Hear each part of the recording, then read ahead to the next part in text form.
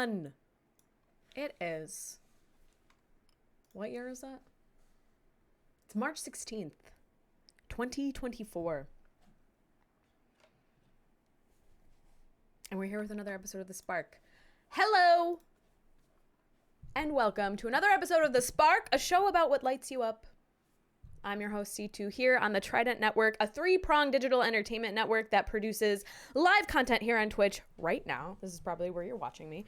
And recorded content on our YouTube channel, where you can find this show after it's recorded and a bunch of our other shows. It also boasts a thriving podcast collective that you can find anywhere that you can find podcasts. I got some links. I'm posting them in the chat.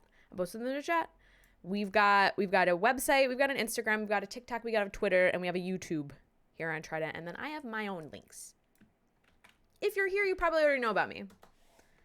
But on the off chance that you don't know about me, I put my links there. Welcome.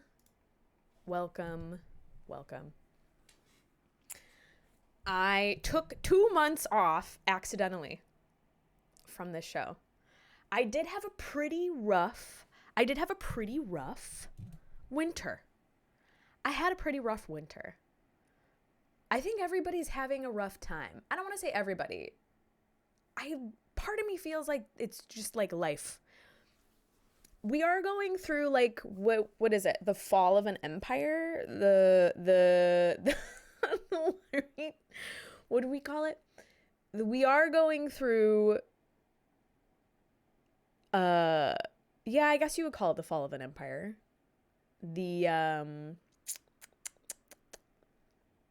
The crumbling of imperialism? Something like that.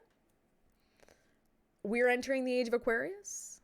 There are massive shifts happening. And then there's another part of me that's like, well, aren't things just always happening? I don't know. It seems like things just keep happening. Because we can say like, oh, it's like unprecedented times, which for sure it's unprecedented. But I think in our human mind, like within the human experience, unprecedented things actually kind of happen a lot. We deal with like a lot of shit happening pretty much all the time. Shit's happening literally all the time. And continues to. And so it's okay that I can have like a hard winter, and I think that's normal to have like a hard winter, to have a hard season. We have to do like the peaks and valleys and stuff. And I do we say like, oh, with everything that's going on, like we tell people how we are. We say like, yeah, I'm good except for, everything. Haha. But it also kind of feels like it's been like that. It's just been like that. There's always some shit happening somewhere. There's some shit happening somewhere else. There's some shit happening here. There's some shit happening in your life. There's some, like, I think, what is this myth of like that there like was not shit happening all the time everywhere always? I think that's just par for the course of being alive.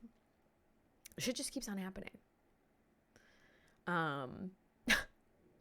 And I say this was the hardest winter of my life, but it's like in like a really good like growth way. And I want to talk about self-compassion. I was talking about self-love a lot last year, and I think that might be perhaps a prerequisite to self-compassion. Or it's all coming around. It's also really nice that I feel like everybody I know is doing parts of the assignment,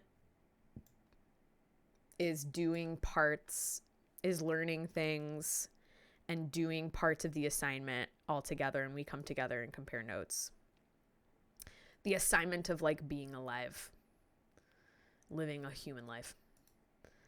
And I can learn from everybody. Not that I couldn't learn from everybody before, but there was definitely a period of my life where I wasn't trying to learn shit. I wasn't trying to learn shit.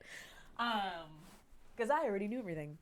And now I feel like I'm in a part of my life where I am open to learning things and open to sharing information and receiving information from people all over the place.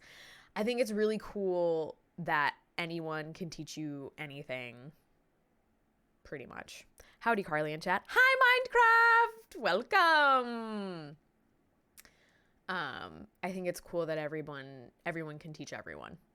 There's no moment where, although I was gonna say, there's no moment where you're like, okay, I know more than everyone. But there is a moment, I did experience this year, a moment where I felt age, which sounds silly to say because like everyone's like, well, yeah, but there was a moment, they do say, you blink and you're 30. That's what my mom would say. Or you blink and you're 40. She'd say, you blink and you're this age. And it felt, I kind of understood that, but it was more like you blink and you can actually see other, like the past in a way that is bigger than any other time for me. I saw the past bigger. I was like, oh my God, so much time has passed. And it never occurred to me because I was just like on my journey, doing my things, la la la. And I had amassed enough of life experience at this point.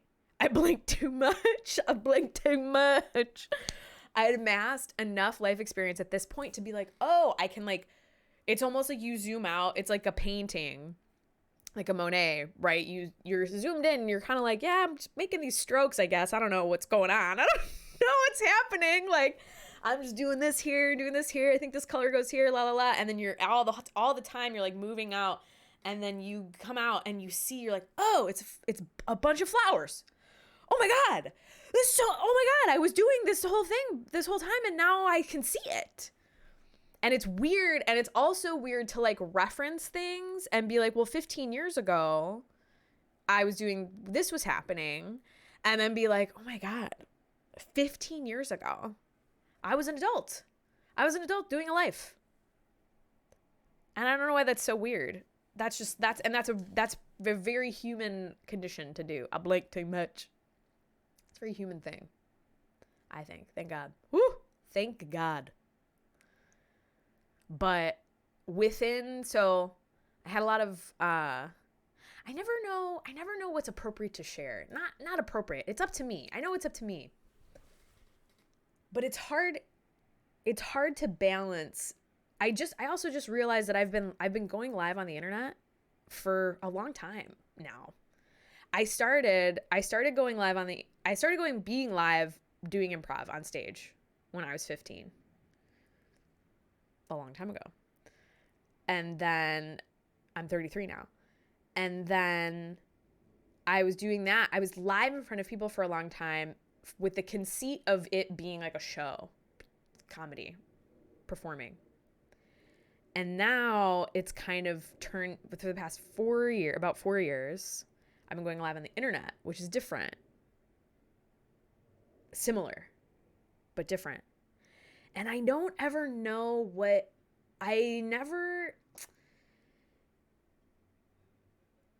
you kind of have to choose how much you're going to share, because you can't share all of yourself. You can't. You have to have some of yourself for yourself. You can't share all of it. And you shouldn't.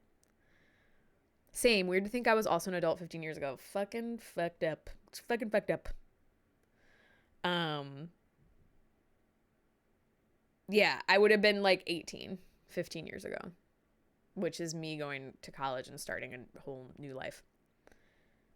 But I never know how much to share, because I want to be, you want to be savvy. You want to be smart. You want to be, I do. I shouldn't say you. I should say I want to be like savvy and smart and responsible with the way that I show up, because now everybody has access. There's way more access to people now than there ever used to be or have been. But I do feel more connected to the people that I'm in front of now that I'm doing stuff live on the internet, interestingly enough, than I ever did when I was doing stuff on stage. But I also think that's part of me being able to open up a lot more now than when I was on stage, because you have to put on like you have to put on a little costume and, you know, be a different person, and you're doing bits and you're not really you. And this isn't even really me. This is me as much as it can get me. This show probably is the most me, that because I'm not like entertaining a bunch of people, and it's usually only a group of like 5 people. Not that that means anything, but like it's only like me and 5 people chatting. So it's a lot less I'm the host, and it's much more like, okay, I'm trying to get somewhere. I'm trying to get something. But I never know what to share. I never know. I try my best to share enough, but not, I also don't need people to know everything about me. And I don't think that they should. So when I talk about the hardest winter of my life, how do I talk about it in a way that is healthy for everyone, including me? Without spilling all my business. And what is that? What constitutes spilling all your business? This is what I think about. And I think it's important to do that too. It's another thing about like being live on the internet where I think some people get carried away. This wasn't going to be about streaming, but I have a lot of feelings about streaming. And one of them is that like you people need to stop telling everybody everything. You can't share everything, because that's not good for you, energetically speaking, with everyone it's just strangers on the internet. But yeah, because I'm sitting here and I'm like, I want to talk about how hard it was, but I don't want to throw up all over everything. And it's my show, so I get to decide what I'm doing. It was hard for, I have a lot of growing up to do. And not in like a shitty way, not in like a shameful way. I had to work through a lot of shame. I think that's what a lot of us collectively are working through, especially our generation, millennials, working through like a lot of old shame, because we're not only like working through the shame of like our lives, just like whatever shame was given to us from our family, but that means that we're processing all of the shame from all of our ancestry. Whatever wasn't processed by anyone before us, which for me was nobody really before me, doing, you know, the like, hey, let me think about how I feel and why that is ruining my life. The balancing beam of telling a story on the internet. Yes, exactly. It's hard, but we're going to do it. We're doing it right now. It's a lot of shame. And I've talked about this for years. I've been talking about shame for a long time. If anybody, I know Minecraft's been to a lot of Spark episodes. Thank you, Minecraft. Thank you for always coming through for the Trident Network too. You're a real one. And I talk about shame a lot, because for me, in my story, that's a big thing. That's a big thing where it's like, you don't want to go in there and feel it, because it's really hard to feel it at first. If you're like not used to feeling shame, it's really hard to even just confront it and be like, okay, I'm feeling ashamed. That sucks. And like for me, my feelings about things have expanded so much, and that's another part of being an adult and being like, oh, I'm old in that I can conceptualize things and see things from a perspective that is so much, that encompasses all my other perspectives, but is different now. So like when I feel shame, it used to be that I would feel shame in a way where I was inside of it. And it used to be like, oh my God, like, oh, and I would spiral for days, and I would be so sad, and I couldn't talk to anybody, and I was like, I can't regulate my emotions, and I will still sometimes have trouble regulating my emotions, especially if I'm like, oh God, before my period. There needs to be something that helps. I'm sure there is. I'm sure there's people who are doing good work there. But the fucking day before like the few days before I get my period, I'm like, the world is ending. The world is ending, and I will die here. I will just fade away. It feels like it feels like the world is ending. And I know that's because biologically you're shedding, you failed. You didn't have a baby, you're shedding, and you're like, biologically you failed. You didn't have a baby. So your whole shit is just like, you're shedding the remains. But I every single time that shit really fucking throws me for a loop. Why was I referencing that?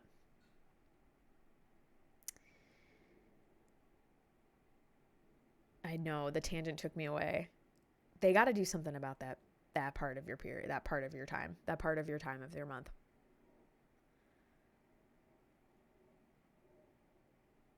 I was talking about, no, I don't like when this happens.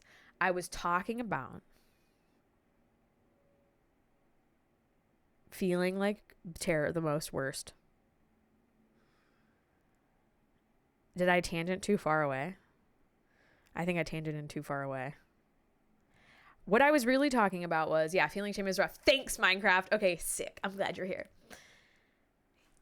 You feel like you're inside of it. I felt like I was inside of it. And then I got to a point where I could feel like it's affecting me, but I know that I'm not outside of it. Like, it got to a point where intellectually I know that this is just my brain doing the thing, making shit up.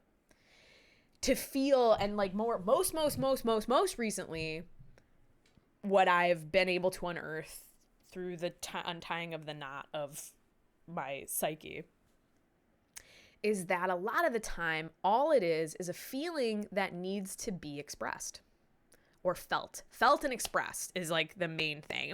And people are like, you need to get in your body. And that's true. But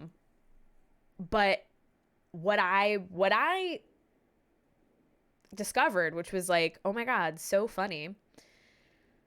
If I have a feeling that I am not expressing, that I am not feeling and not expressing for whatever reason, I do this thing where I'm just very like, I intellectualize the feeling and then I won't. And then I'm like, okay, I understand. And now I will not feel it because knowing about it is enough. That's not how it works. Not how it works. The feeling needs to be felt because it's trying to tell you something, which is like, I'm like, yeah, I know. But it's like, no, you don't know. You need to feel the feelings so that you know. But I'm like, no, I know better. Classic me. No, I know better. I don't need to learn any more things. Feelings. It's like, I'm just here. Feelings are like, I'm just here to help, brother. I'm just here to help, dude. And I'm like, but it sucks. Yeah. Yeah. But it also feels really good to cry. You know? What my brain does is if I don't feel the feeling, my brain's like, okay, well then, we're going to make you feel the feeling. I'm here to feel the feelings. Yes. And so then it starts making up these stories so that I get upset because I have trained it to be like, okay, well, the only way that you will cry or the only way that you will express or the only way that you will do that if you're so overwhelmed that you don't have a choice. And I was like, oh my God, is that literally what you're doing? Is that literally what's going on? Yes. And eat my Wawa sub. Oh, coolest. Oh, I would love a Wawa sub. I would love a wet Jersey Mike's, I gotta tell you. But once I kind of, and this is true for me, I don't know what it's like for you guys. You can tell me what it's like for you guys. But for me, I was always like, why? Like, I was always like, why? Why the thoughts? Why the thoughts? Why these thoughts? Why these thoughts? Why? Why? I know intellectually that all of these stories are fake. So why are they still happening? And the why is because you are not feeling your feelings. And until you do, your body is going to want to force you to feel them. Because the body needs to feel them because that's how the body knows what the fuck is going on. and can tell you. The catharsis is real. And then I was like, and then I realized, I was like, oh my God, I don't even have things that I do that I know that I do consciously to express emotions. And you don't have to. It's not like a science project. You know, everybody knows like, oh, well, when I'm sad, I go for a car ride and I listen to Death Cab for Cutie. And like, yeah, yes. It doesn't have to be this whole procedural thing I'm making it out to be like, and then I read a book and then, you know, I took notes and did an experiment and like that. It doesn't have to be like that. But for me, I was like, what are these racing thoughts? What are these racing thoughts? And it was always, and then I finally saw the pattern after like 10 years of thinking about it. It's my body trying to feel feelings and like not knowing that I will only listen to my brain, that I will only listen if my brain's like, you feel so bad, you must cry. And then what happens when you cry? You're like, why was I telling all those fucked up stories in my brain when none of that shit was real? I was just sad about something. And then recently I had a really sad thing happen. And I acknowledged that it was sad, but I didn't want to feel sad about it because it was like a stupid thing. And to me, I was judging the thing. And I was like, well, I shouldn't feel sad about that because that's dumb and it was my fault anyway. It's like, yeah, it doesn't matter. It doesn't matter intellectually. It doesn't matter how dumb it was. You like literally need to feel your feelings or they won't go away and they'll terrorize you. So I was lucky enough to have a friend really be like, do you want to talk about it? We can talk about it. I don't care if it's stupid. I was like, yeah, we can talk about it. But the only thing, I don't want to say the only thing because there's a million things, but the thing that I keep coming back to is self-compassion. I was reading a book on self-compassion. It was a really good book. Some of it's like questionable, but all the self-help books and every book is questionable. It depends on the author. Every book I ever have read now is like, this part was really cool, except for this specific part where they said a thing and I was like, who, what? But most books I get a lot of good information from. I was reading a book on self-compassion. I shouldn't say I was listening to a book on self-compassion. I've been getting into audiobooks, which is great. I was listening to a book on self-compassion. It was a really good book. There were parts of it, like I said, that were like, I don't really vibe with that. But most of it's very astute, I felt. What is it?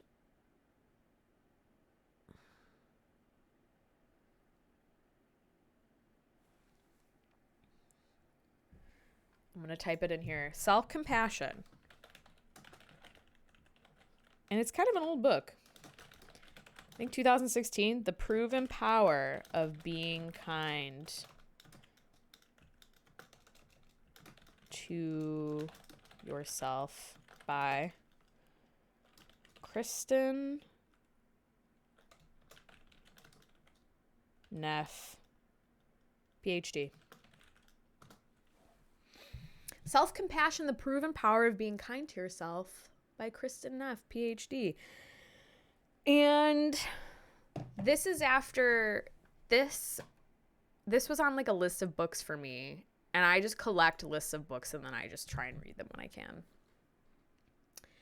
And Spotify did the thing where they were like, you can listen to audiobooks for free now. And I was like, sick. And this was before I got my library card. So I was listening to some books, audiobooks. There was also a really good Rick Rubin's book. Hold up. The Creative Act, A Way of Being by Rick Rubin was a fucking game changer. Wait, The Creative Act, A Way of Being by Rick Rubin.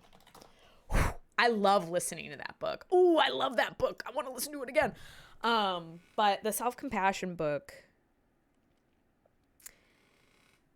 I feel like a lot of existence and reality is mainly based on perspective. And I think a lot of people who think about this come to that similar conclusion. generally. But self-compassion, I think it's misunderstood. I don't think you can come to it right away, because you have to understand how to reckon with shame first. And you can do that with self-compassion, but it's almost like it feels too simple, and it feels that you're undeserving, which is part of shame. That you feel like, well, why do I deserve? Why? What do you like? But I'm terrible. You kind of have to. I also think there's a precipice, which is. It feels really like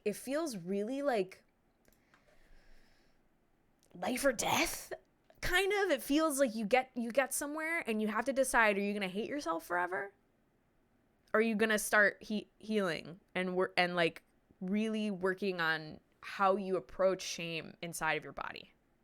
Are you just gonna hate yourself forever? Because the other thing is that the pain is going to be there forever. Like, the pain you don't feel doesn't go away. You can ignore it forever, and it will wait for you in line.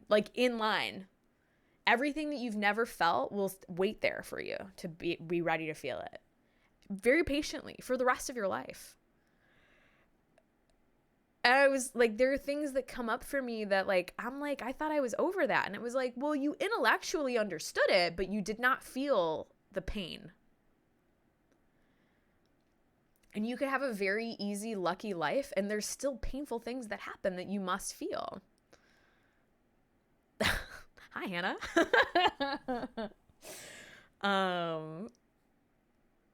And I think, I don't know why self-compassion was not the first thing. Self-love is a big thing. Self-compassion is a little different. It's described differently. In that, sorry, I thought you were talking directly to me for a second. I kind of am. I'm talking to us. You know what I mean? Self-compassion is described as because compassion isn't. And it's not self-esteem. That was a really cool distinction. That self-compassion isn't self-esteem. We think we want self-esteem. We think that's what we're missing. And that was a really, really, really helpful key, because I would be like, oh, I just have I have low self-esteem. But then I would work on my self-esteem, and it would just make my ego like a fucking gross guy yelling at me. And I'm like, okay, I'm being really judgy. And I'm like, I just feel like it's not about self-esteem. But I couldn't figure out, okay, what is that bridge? There's a bridge missing somewhere, and I want to make that connection, but I don't know what it is. And I'm searching, and I'm trying things, and it's in here, but it's also in here. It's connecting your head to your heart. Self-compassion. Bad decisions from decades ago still come back to me at weird times. A little heart to heart. Yes. And you have to be able to be there with yourself when you make mistakes. Even for things that are from so long ago. And it's really hard to do. That book, you should read that book, Minecraft. She gives a lot of good suggestions. A lot of it is just being so kind to yourself, which I think doesn't occur to you when you're feeling shame, because you think the shame is necessary. We have this idea that shame and guilt are what change people. And that might catalyze the beginning of the feeling, but carrying it will poison your entire life, because you can't do things from a place of power and joy when all you're feeling is shame and guilt. I don't think shame and guilt are throw them away, but those aren't good fuel. They're not good fuel. You have to be able to sit with that, because you can't apologize. You can't make amends. You can't move forward if you're stuck in shame and guilt. So there has to be a way to get through it. And the way to get through it, apparently, is being compassionate for yourself and understanding that you're a human being and you make mistakes. And sometimes you do things for whatever reason you do them, whether it's a good or bad reason. it happened and you must move forward. But you have to like really be there for yourself. And I think, and not in a way where you can't lean on other people. Because there is like this conversation happening where it's like, okay, when do you lean on other people? When are you self-soothing? And I think it's both. It's always both. Because you have to be able to self-soothe. You have to be able to like hold yourself. You have to be able to be with yourself, because other people can't go as deep as you can within your own pain. And as you feel that pain and as you soothe yourself through that pain, you are more able to be with other people when you are in pain.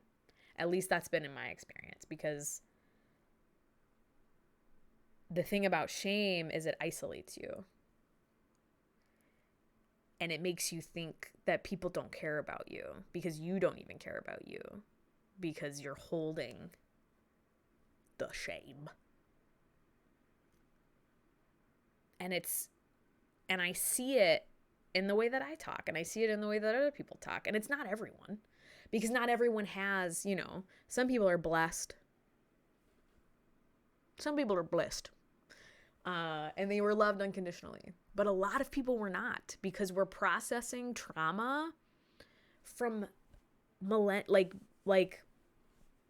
years. We're processing so much pain from all of our generations, because we get all of that pain. It doesn't just, so you're not even just dealing with, because the reason that you're traumatized is because your parents were traumatized, and because their parents were traumatized, and because they're like, the reason that is because that's ancestral trauma. You just get that. That's, unless somebody before you started figuring it out, which a lot of us are like, shit, nobody was doing that.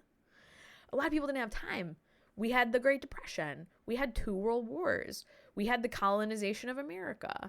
We had fucking like, and that's just human. That's just human. That's just being alive in this era. Tons of it is what you're processing. You're not just processing. So it's like people are like, well, what is my stupid relationship with my stupid parents like? Why does that matter? It's like, well, that relationship is contingent, and maybe your parents were a little better than their grandparents, and maybe your grandparents were a little better than their parents. Hopefully that's the tack. A lot of the time it is, because they're like, I didn't really like how you did that. I'm going to be different. But unless you're conscious of it, unless they're consciously doing it, it's not always, they don't understand that the kind of work it takes. And not to glorify the work. I think also people who are like doing the work, including me, they're like glorifying the work. Oh, it's the work. We're doing the work. It's just about being human. I'm just taking notes. That's really it. I'm just purposefully taking notes. Not everybody is interested in this. That's why I'm like, I need a show, because I'm really interested in this and I don't know what else to do besides have a show where I talk about it, maybe by myself or with other people. But I did have a really hard transformative, but it was like really hard in like a good way, and not in a way where it wasn't like perilous. It felt perilous. I felt very in peril.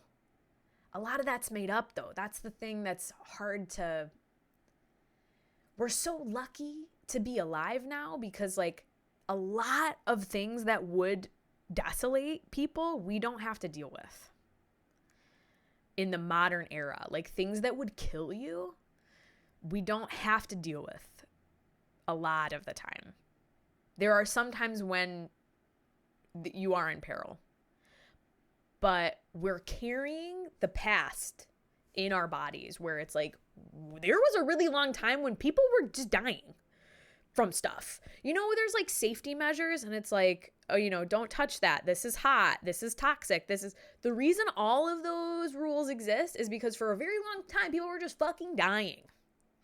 You could die from the shit you were eating. You could die from the water. You could people were dying. Like, we were fighting to live. And we are just now in a place, and this is just in the developed everything is pretty much more developed than it has been, but even still we have horrors beyond comprehension. The illusion, and I'm saying this both at the same time. The illusion of there's an illusion of safety, but there's also an illusion of danger.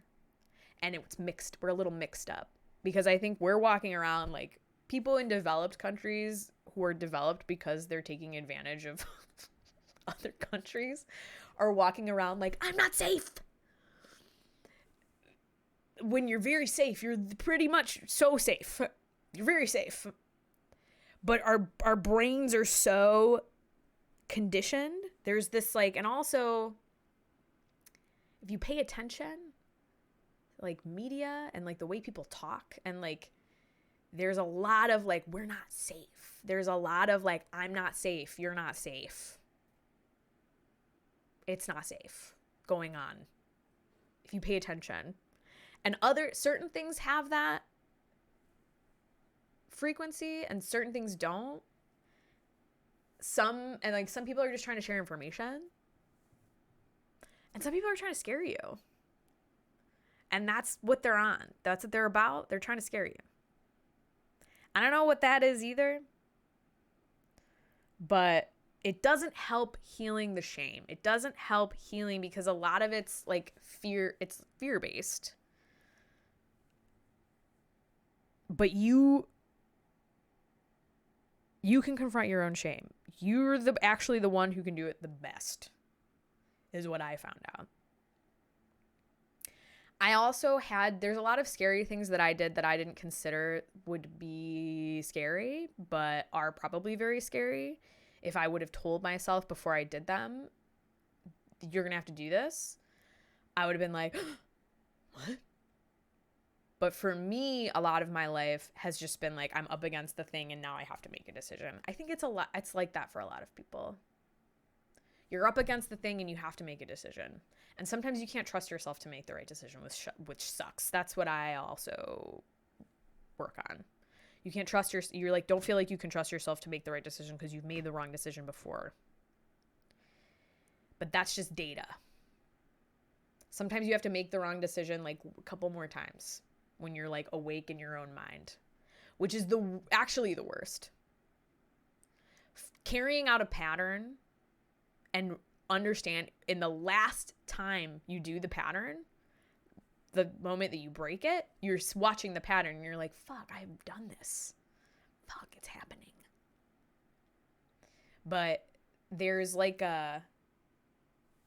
patterns are like, I don't know if anybody is familiar with double dutch, but the ropes are spinning.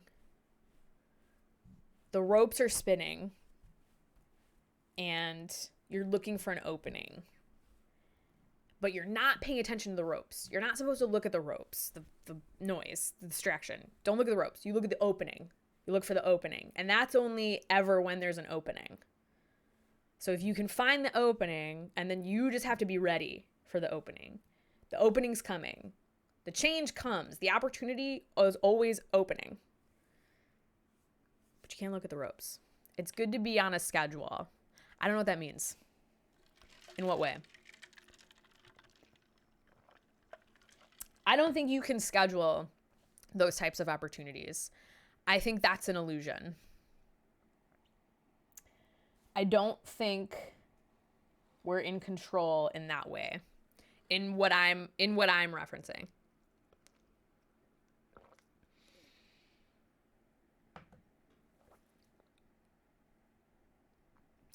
I think I mean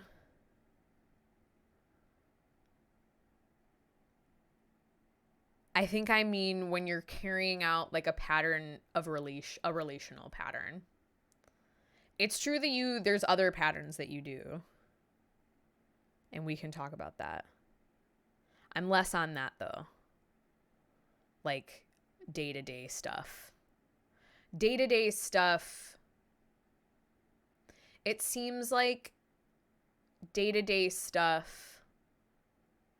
I don't know. And there was when you start letting it be okay for you to be who you are, there's like this immense amount of room that is opened up in terms of like, and then the like, you don't feel like you have to keep yourself in line in the same type of way because you're allowed to be alive, I guess.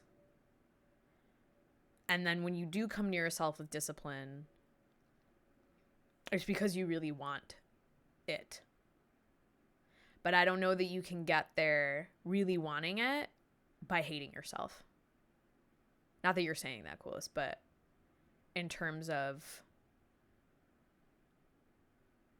being like, you gotta do this and you gotta, there's this like, you should be, you gotta, that's the same voice. That's the same guy who's like, you're not good enough. Nothing you ever do is actually going to be good enough. And when you reverse it and you're like, what if I'm okay? What if it's okay? Is it really that bad? Am I really fucking up? Am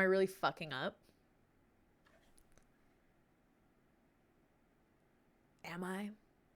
Most of the time, no. And if you are, you still have to be kind to yourself about it. Because you can only do so much from like bullying yourself. You can only do so much having the fucking eyeballs looking at you, being like, but for me,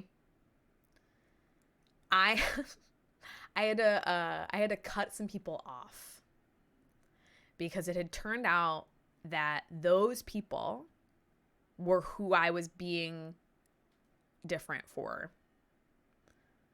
Those people, I was like folding myself in. I was like not allowing myself to be myself because I wanted to keep a relationship with those people who I decided I'm being a different way. And that's partly my decision, and that was partly just the dynamic of the relationship. I really thought that it was just me and I was in my way, which it is, but not in a way, it wasn't in a way that I thought. It was my decision to keep playing pretend with these people and keep being a different person who I'm not in order to maintain a relationship with them, which is unnecessary.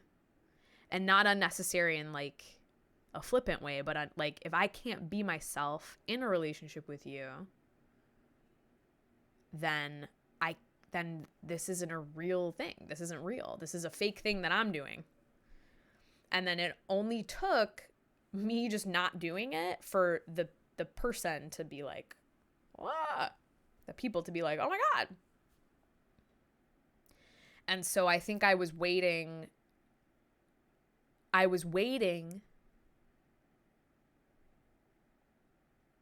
for them to allow me to be the way that I am or something, which is weird. I didn't know that I was doing that. That's the other weird thing. Until I was like being nice to myself about it, until I was being compassionate and understanding towards myself, I didn't understand that that's what I was doing, because I thought I had to sacrifice, but that's not compassion. That's not love. Not being able to be yourself and not being able to be honest, that's not love.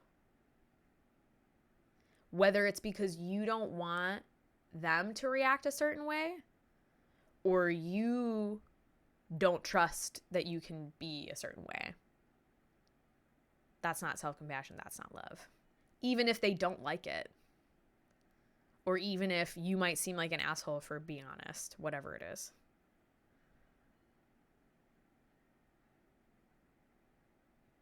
I thought, and once I like was just like, okay, well, I'm not doing that anymore. There was so much room, and I was like, oh my God, I was pretending, like I was doing the fake. I was like cutting off parts of myself and being like, it's fine.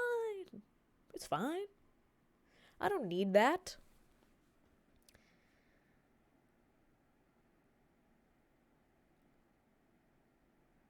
to be in a relationship with to be in a type of relationship with another person. So I think for some people it feels like that other person is the one who's doing it, but there comes a certain time where like you're agreeing to be in this relationship in this way. You're showing up like this. And if you can't show up differently, you can't behave differently, and it's always the same shit. It's the same dynamic, it's the same shit. Like for me it was my mom. And like me not being myself, just straight up not doing it, not being myself, because I knew it wouldn't be acceptable, and just agreeing to do that for forever, for my whole adult life. At a point, you do that. Like I can blame my upbringing for a handful of things, for sure. Everybody can. That's great. That's cool. That's your get out of jail free card. But when you become aware of your own self, that's when now it's your responsibility. And if you know, and nobody can make you be away.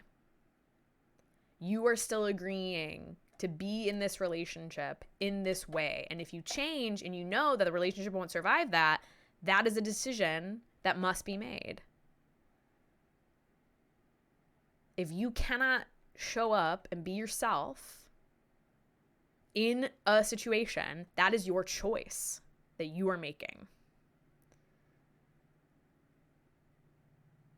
And then I was like, okay. And it's really messy. And it happened with a bunch of people. And not everybody who it happened with got cut off. Some people I just had to explain some things to. I just had to be honest in a way that I hadn't been honest before.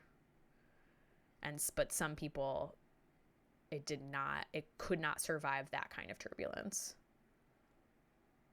But it was a decision that I made. And then I had to be there for the fallout of that and for being really messy.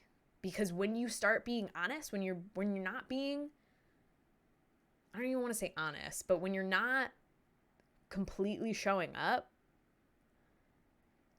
in order to keep things nice for someone else or for some other situation, and then you start actually being for real, it's messy.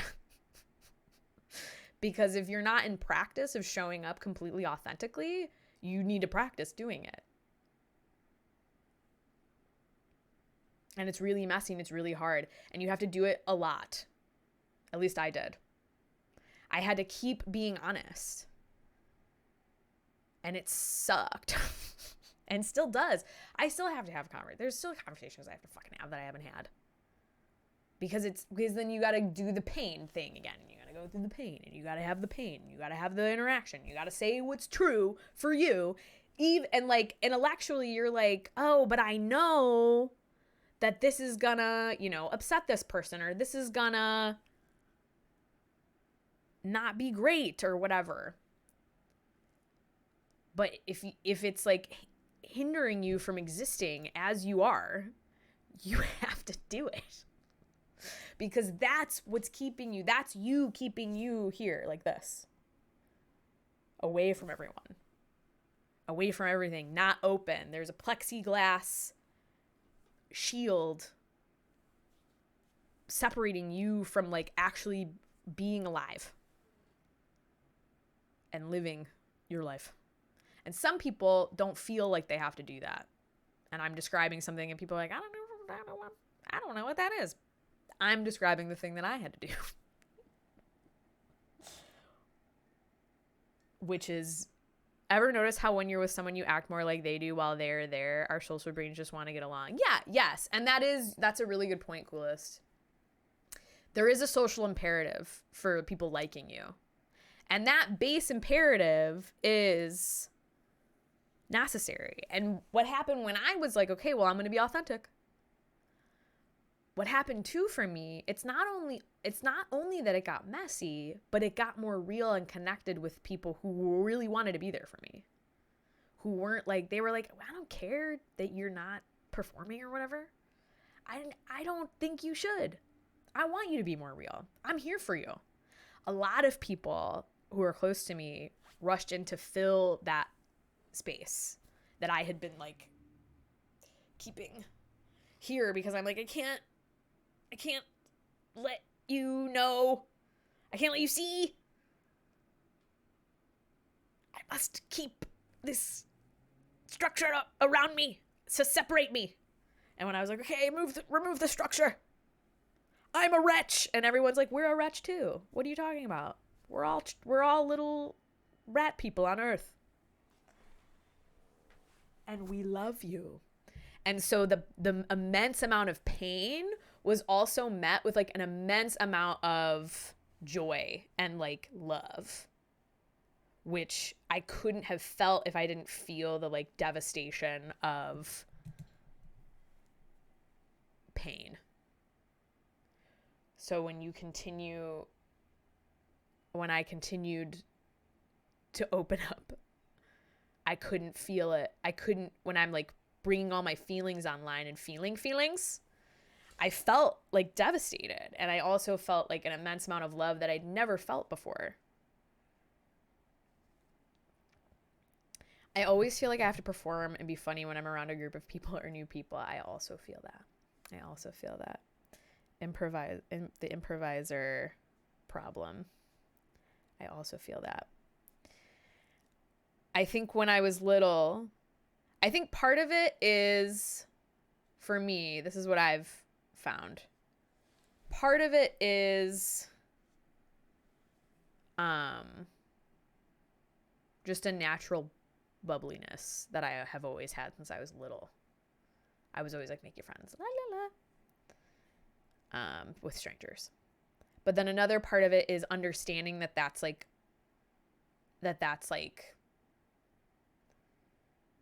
a boon, and then training that, and then feeling like I have to be on. And I too, Minecraft, have been turning that off, and not bringing it like opposite, not like, not shutting down, but not feeling like I have to be on. And I didn't realize how much of my energy was going into performing all the time in a way that that was unnecessary, until I saw it. And then I was like, fuck, that's why I'm so tired. That's why I'm so tired too, because I'm curating my authenticness, which is not authentic, because I want to be liked. And there's a difference between like, yeah, some people are like just funny. Yeah, you're just fun. Like, I'm like generally just kind of like that. But also there's an element of it that I trained a very long time ago because I needed to feel safe. And in order to feel safe, you make people laugh. Because if people are laughing at you, they can't be mad at you. Which I was like always like, mad at me. Don't be mad at me. Nobody can be mad at me. I'm scared. I'm scared. No one can be mad at me. Everyone must like me. If they don't like me, then I'm not safe. That's not true. But that I learned that from being young and needing, and like what it mainly is the way that I was raised. I just don't want to be in trouble. The feeling of wanting to be liked hits so hard. Yeah. Yes. And it's normal. And it's not, you don't have to condemn it, right? Like, it's okay that you want to be liked. That's normal. But it's also okay that people don't like you. And I think that's the thing. If you're being yourself, I think that's the other thing, is that like you put on this costume so that people will like you. And then there are some people who don't like the costume, and it's upsetting because that costume was specifically made so that people would like it, and they don't like it. What am I supposed to do now? And you actually don't need any costumes, because the people who matter will like you anyway. And a lot of people will like you. More people than you thought, I should say. But they'll like you because you're you, which is the main goal, actually. Because you don't want all these fake ass people buzzing around liking you. For what? For a fake version of you that now you always have to pull out. Now. Fuck. That's more fucking work. And no wonder you're so fucking tired. You're fucking pretending to be some other guy all the time. But it's hard to not do that because you want to just survive. Coiled so tight. I want to survive. I just want to get through. And I couldn't do it anymore. I got too tired. That just sounds exhausting. Yeah, it's really exhausting. And I got too tired. It's like, I can't do this anymore. So for the people I was doing it for, that was really hard to go through.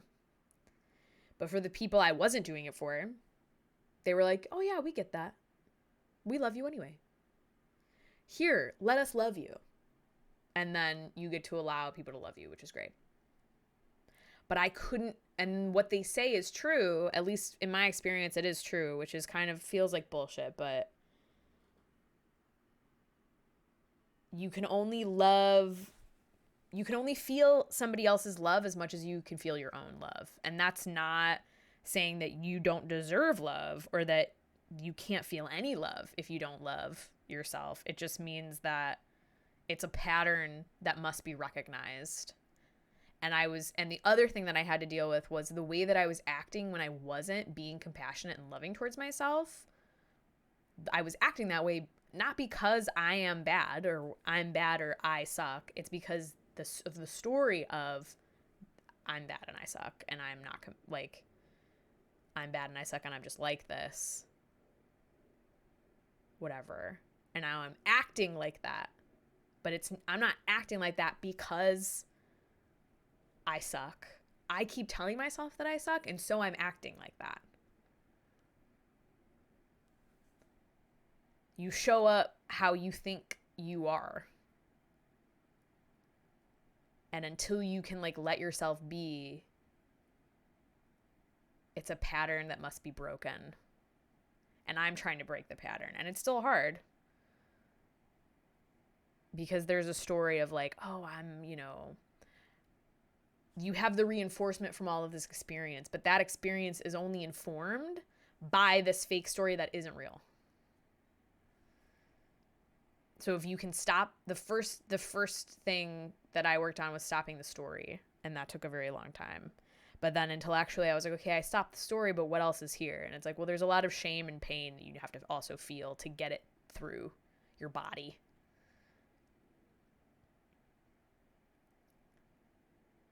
You get it through your body. And then once you are allowed to feel however you feel, because you're not telling yourself you suck all the time, then you can be free. But I think it's the same thing with being free in your soul and being free in your life. It actually takes a lot of work. I think we think being free is doing whatever we want. But it's having the freedom and the responsibility to do what needs to be done for you. Being sovereign. It takes I don't even glorify it. I don't even want to glorify, oh, it's work. No, it's just when I was younger, I thought being free, and I don't even say I'm free. I say I'm free because I want to feel like I'm free.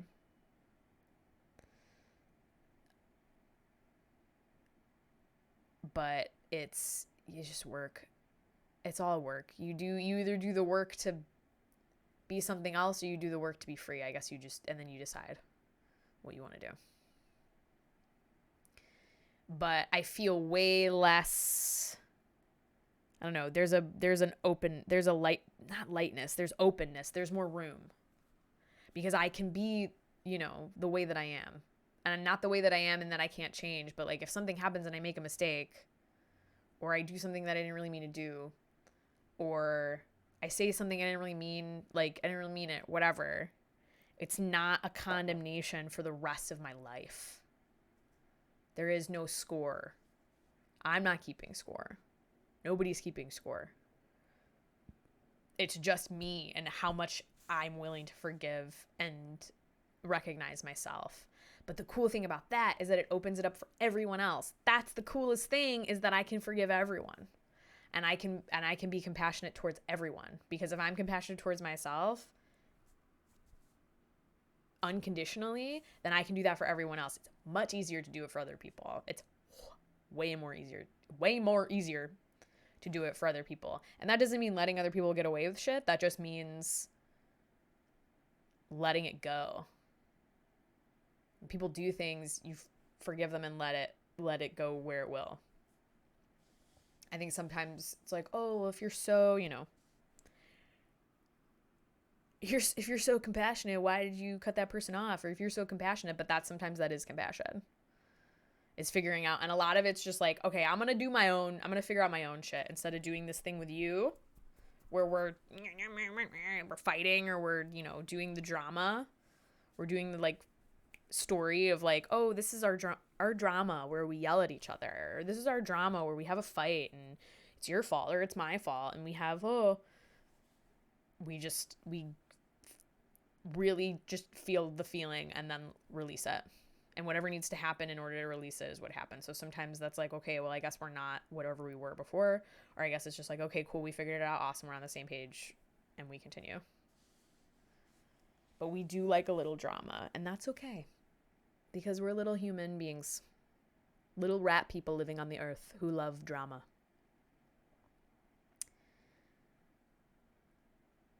But then I also don't have to hold other people in my brain for any amount of time. That's the other thing. I don't have to ruminate. When I find myself ruminating, I know that it is me not feeling a feeling. So that's good. Feeling feelings, crying, hugging yourself, crying on purpose. I've been debating having a time to cry on purpose every week or every couple weeks. To be like, okay, let's cry. I don't know how I would do it though. I feel like that would be hard to control. I would really love to be able to control it though. I'd really love to be like, this is my bi-weekly cry session. And I do cry much more now than I've ever cried. I'm trying to figure out a way to express anger. 2 p.m. on Cry Day. 2 p.m. on Cry Day. I probably need to do like a physical activity to express anger, like punching, drumming, hammering, striking wood with an axe, stuff that can get, because you have to move it through, and that's what I need to be able to move it through my body. And anger is the one that gets trapped, because it's sadness that has been mutated. And I can express sadness, but a lot of the time anger needs to be expressed before I can express sadness, because I'm so protective of that openness. That I'm like, whoa! Push it through my body. But I had a really, really difficult winter that tested my humanness. And I think I got through it pretty good. But it was only from allowing myself to be loved by other people and cared for by people who care for me. And held by myself and other people. I couldn't have done it without allowing people to love me. Couldn't have done it.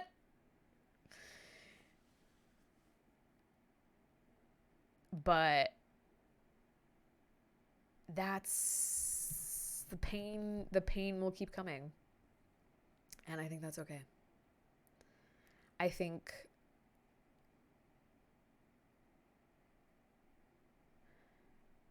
shit just keeps happening, dude. That was the other thing about realizing I'm old. It's like, I think shit just kind of keeps happening. People keep saying, like, there's this idea that, like, we've never seen this before. And that's true. But, like, there's always we've never seen this before. Like, that's part of being alive. Oh gosh, this is a new fucked up thing that we're dealing with. Oh my God. A new thing that I've never dealt with. Being alive. I also stopped thinking I would get somewhere and like arrive. I think arriving is dying. I think then it's the end. We so desperately want to be done. I want to be done with this. And it's like, no, this is your whole story. This is your whole life. Is you just learning your lessons and living your life. And then when you're done, that means you died. I don't like opening up. Mine normally turns to anger. I don't like opening up. Mine normally turns to anger that I hold, and that turns into anxiety, then to sadness, and I struggle. Yeah. So yeah, mine turns into anxiety. It goes from sadness to anger to anxiety within like 24 hours. And so if I need, so like, yeah, that I need to express the sadness and the anger so that the anxiety doesn't happen. Express. And it doesn't, I don't think, and I think therapy is good. I will say also, hi Liam. I will say, I don't think therapy's bad, but I think for people, it depends on the person. And I think if you're only expressing it verbally, intellectually, you're not expressing it. You understand, I think we glorify specifically talk therapy a lot. And that's one way in, for sure. That was my way in to understanding my emotions. But after a while, it was all the same patterns. And I understood my patterns. And it was up to me to figure out other ways that I was going to work through them. Because just intellectualizing and talking about them didn't get rid of them, and it didn't change them.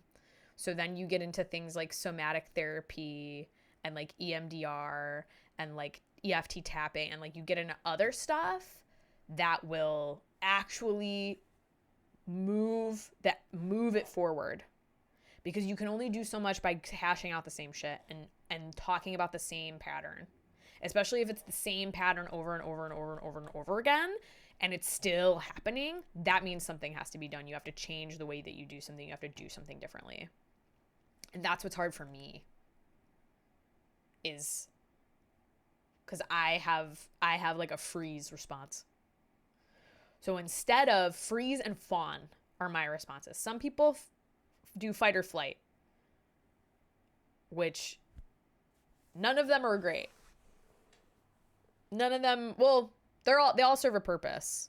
The issue in the fear responses comes from the fact that there's actually nothing to fear, but it's like happening.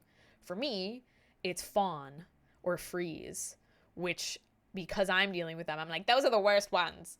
But I have to work on like moving, doing something about it, as opposed to doing nothing and just letting it happen over and over again.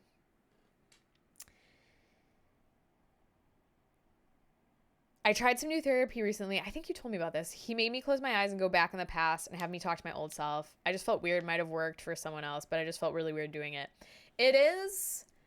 Those kinds of concepts, I don't know if you've ever done psychedelics, Liam, but you should consider it. Those kinds of concepts resonated with me more after I had done psychedelics, and after you see the time knife, you're like, oh, time. It's crazy. I really like, there's some exercises where you write a letter from your old self, and I've enjoyed those exercises. You write a letter from your old self to you now. You reach into the future and talk to yourself in the past. That's helpful. I've definitely reached into the past and comforted myself when I remember certain things and been there, because time is all happening at once. So you are still that person. I think that's also a hard thing to accept, because I think we always want to be, at least for me, I shouldn't generalize, I always want to like be like better than I was, you know? I'm trying to escape a past version of me, but like I'm all versions of me always. I'm always that person, and that person is always me now, and me in the future, and me in the past. That's all the same person. And we want to get away from that person because we're ashamed of them, or how they were doing, or how they were acting, or what they were doing.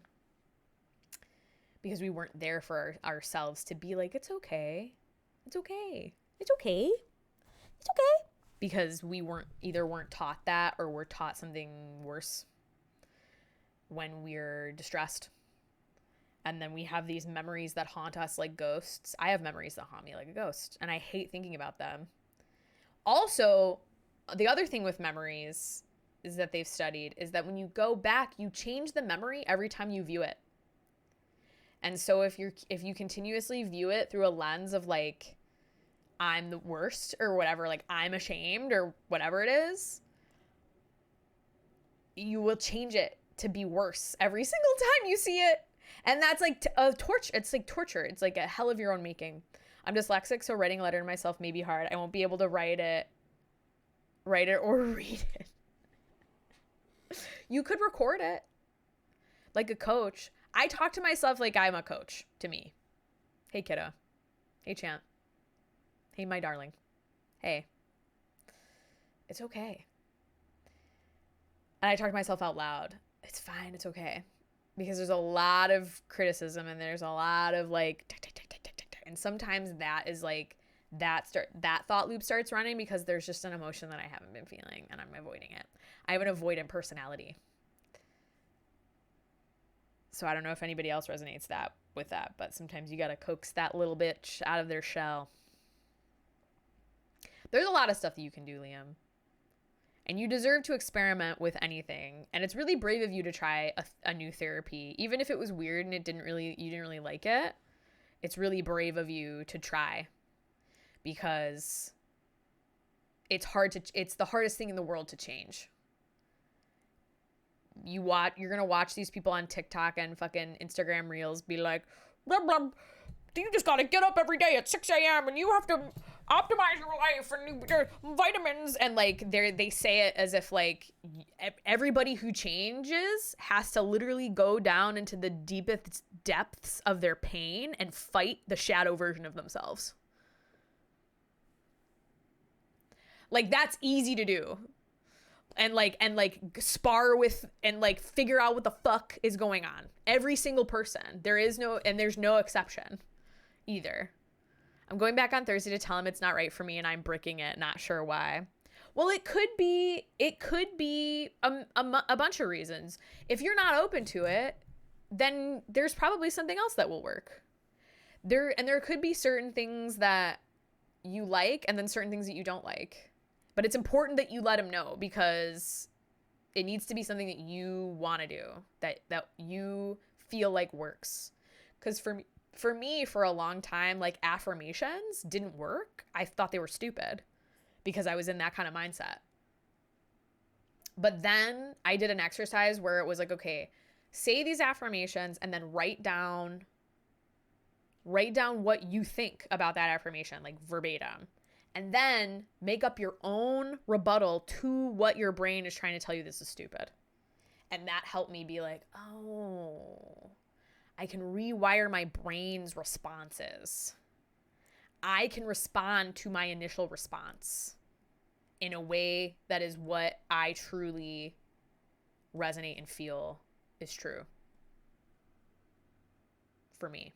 But it just depends on what mode. Because you could get more, some people get more out of doing things physically. Some people get more help out of doing things somatically through the body than they do intellectually. Because this gets all fucking confusing to them. So they're like for me, sometimes I'm trying to do things through the body, but for me, sometimes my brain just won't shut the fuck up. And I'm like, okay, well, I can't do this now because you won't stop yelling at me about shit that doesn't matter. Even me talking to my brain's like, what the fuck is wrong with you? Which is funny. This is all about self-compassion. But yes, there's a lot more room. There's just a lot more room when you're allowed to be yourself. Mine tends to yell at me when I'm trying to sleep. Yeah. Well, you know what that is? At least for me. I'll tell you what it was for me. Mine does that when I'm not giving it time to breathe. So meditation helps me with that, and mindfulness helps me with that. It took a really, really, really, really, really long time, though, like 10 years of figuring out how to be mindful and meditate and give my thoughts space to just go through, and not to get them to stop, just to let them go through. Not like they're just going to think what they're going to think. So you just let them. And it's just like, okay, cool. All right. And it's like at a train station watching all the trains come through. Sometimes I love my brain. Other times he can be an asshole. Oh, yeah. Oh, yeah. And sometimes it's not even me is the thing. I think that's the thing that's the most frustrating that I've had to just come to terms with, is that it's like, it's annoying that I have this voice in my head because this isn't my voice. And it's annoying me. I'm annoyed. And so then I have to attend to it, where I'm like, I would love to ignore it, but I must let it, and letting it think whatever it's going to think, but not having to do anything about it.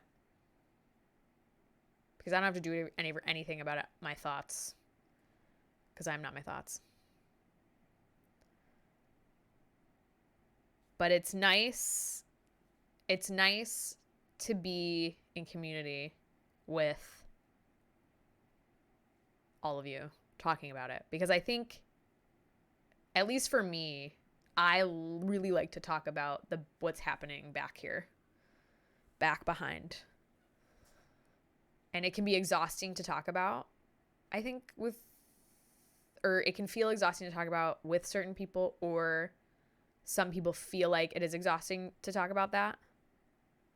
But for me, I'm always thinking about it. I'm always wondering, and I have questions, and I'm experimenting with myself. So it's nice to be in community with people who are like, yeah, I'll sit down, we'll talk about it. Yeah, I'll sit down, we'll talk about it, it'll be great.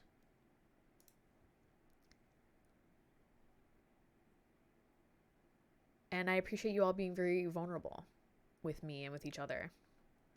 That's another thing that I thought of, is that, if we're going to be, to be in community, you have to be being able to be there for each other. You have to be able to show up for each other. And I don't have anyone that I don't like or whatever, but like, I think another thing that we're going to have to learn how to do is be around people that we don't unnecessarily 100% agree with. Or like a best friend. Like, not everybody that you're going to be in community with is going to be your best friend or going to be your favorite person in the world, because that's not what community really is. I've had it that long, I really don't mind talking about it anymore. Yeah. Good to talk. Good to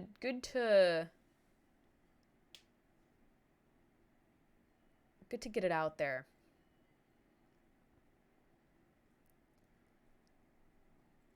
I feel. But yeah, I had a really hard winter, and I was working on a lot of stuff in the background, and I skipped this show twice on accident, but I was really overwhelmed. But I do want to formalize this program a little bit. So there will be some formalizations. I think mine started when I was about 14 to 15, 35 now, and it's still there. I think it's always there. I mean, that's when you come online, really, in your teen years. That's when you're aware of the world and everyone else. I think it's normal. There are people who are like, I don't experience that, and that's okay. Everybody's experiencing a different kind of version of reality.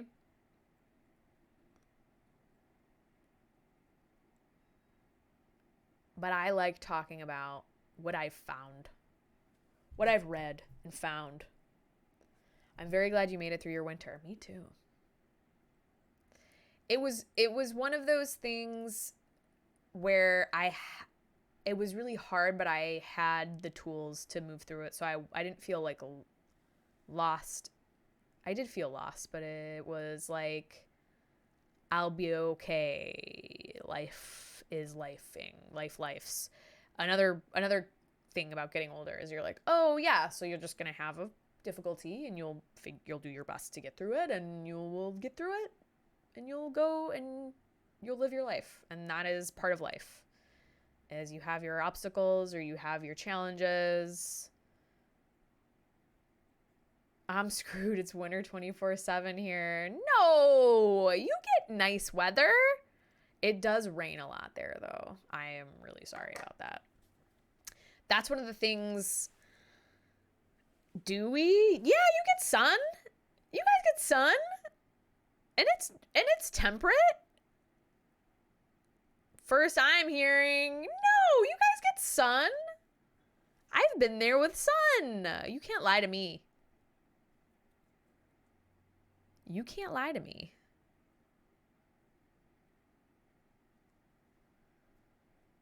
You can't lie. It is gloomy there, though.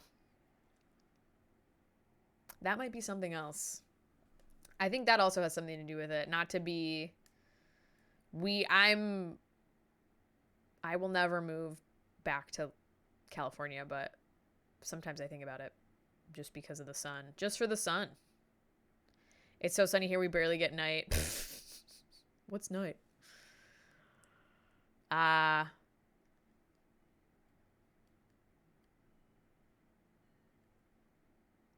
It's so sunny here, we barely get night.